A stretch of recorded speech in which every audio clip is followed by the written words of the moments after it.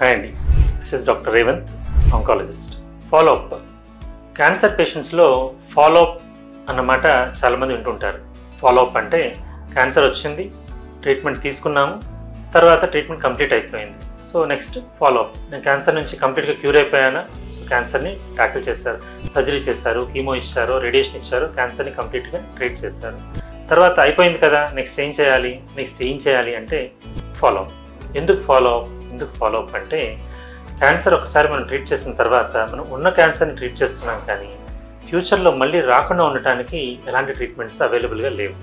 కాబట్టి మనం ఫ్యూచర్లో మళ్ళీ క్యాన్సర్ వచ్చే రిస్క్ ఉంటుంది. కాబట్టి దాన్ని ఎర్లీగా ఐడెంటిఫై చేయాలి అంటే మనం ఒక పీరియాడికల్గా డాక్టర్ చెప్పినట్టు పీరియాడికల్గా వచ్చి డాక్టర్ని కలుస్తూ ఉండాలి.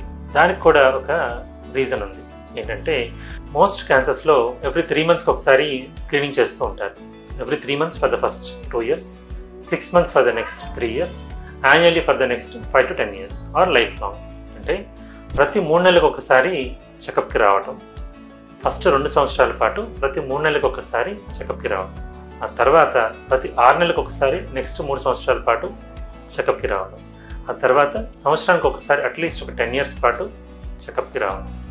కొంతమంది లైఫ్ లాంగ్ ఫాలోఅప్ అంటే జీవితాంతం కూడా సంవత్సరానికి ఒకసారి డాక్టర్ని చూపించుకుంటూ ఉండాలి.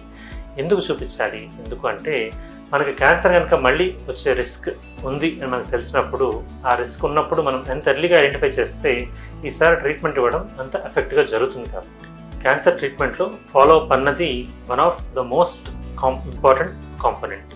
ట్రీట్మెంట్ ఎంత ఇంపార్టెంటో ఫాలోఅప్ కూడా అంతే ఇంపార్టెంట్. Thank you.